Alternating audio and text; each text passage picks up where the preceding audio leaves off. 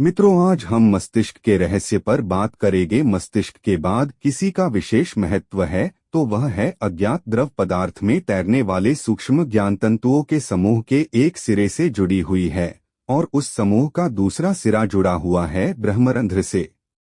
योगतांत्रिक साधना का प्रमुख केंद्र मस्तिष्क के बाद एकमात्र मेरुदंड ही है।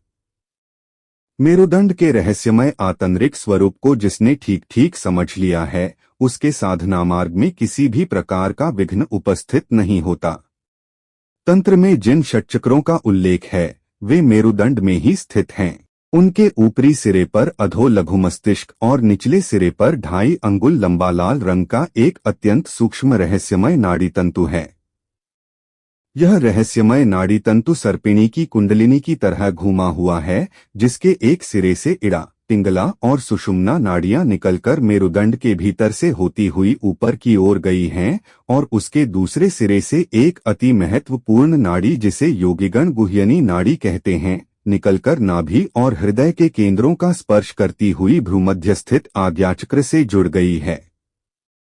इसी प्रकार लघु मस्तिष्क के केंद्र से निकलकर एक नाड़ी मुख्य मस्तिष्क के केंद्र से होती हुई आज्ञाचक्र में गुह्यनी नाड़ी से मिल गई है। वे दोनों नाड़ियां आपस में जहां मिली हैं, वहां एक ग्रंथि है और उसी ग्रंथि को पीनियल ग्लैंड कहते हैं। चेतन मन का स्थान और उसके क्रियाकलाप का क्षेत्र तो मस्तिष्क है, लेकिन अचेतन मन का अस्तित्व जहां जिस आवरण में छिपा हुआ है, वह है मेरुदंड के निचले सिरे पर स्थित वही रहस्यमय नाड़ी तंतु। कहने की आवश्यकता नहीं, उसी लाल रंग के सूक्ष्मतम तंतु में अचेतन मन की असीम अलौकिक शक्तियां सोई हुई हैं, जिन्हें विज्ञान परामानसिक चेतना और पराशक्ति कहता है। योग इसे ही आत्मशक्ति कहता है। सर्पिणी की कुंडलिनी के आकार के नाड़ी तंतु में विद्यमान होने के कारण उसी परामानसिक चेतना, परामानसिक तत्व अथवा पराशक्ति को कुंडलिनी शक्ति कहा गया है। हमें यह बात भली भांति मालूम होना चाहिए कि अचेतन मन की परामानसिक शक्ति के विभिन्न व्यक्त और अव्यक्त रूप हैं और उन्हीं रूपों की एकमात्र साधना तांत्रिक साधना है और है योग साधना। सच पूछा जाए तो भारतीय संस्कृति के रहस्यवाद के मूल में यही परामानसिक शक्ति है और है आधार संपूर्ण साधना का भी। सुषुम्ना नाड़ी के रहस्य को भी जानना समझना आवश्यक है। कुंडलिनी शक्ति साधना के मार्ग में इस नाड़ी का विशेष महत्व है। यह नाड़ी भीतर से पोला है, उसके भीतर कुछ नहीं है, इसलिए इसे शून्य नाड़ी भी कहते हैं। लेकिन योग में शून्य का मतलब अभाव नहीं, पूर्णता है। योग के अनुसार जहां शून्य है, वहां कुछ न कुछ विशेष है। यही कारण है कि सुषुम्ना नाड़ी को रहस्यमयी नाड़ी कहा गया है। इसे ऐसे समझा जा सकता है।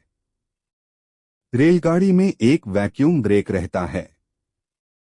यह ब्रेक हवा के बल पर काम करता है।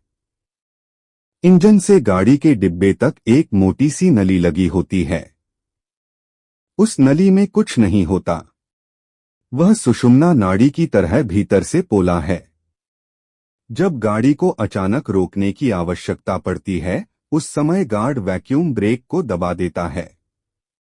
फलस्वरूप तीव्र गति की गाड़ी एकदम रुक जाती है। समझने की बात है, जिस नली में कुछ भी नहीं था, उसमें इतनी शक्ति कहां से कैसे आ गई। ऐसा ही सुषुम्ना नाड़ी के विषय में भी समझना चाहिए। वह एक अव्यक्त शक्ति की वाहिका है, जिसे तंत्रशास्त्रगत नियंत्रणकारिणी शक्ति कहता है। आपने कीमती समय देने के लिए धन्यवाद।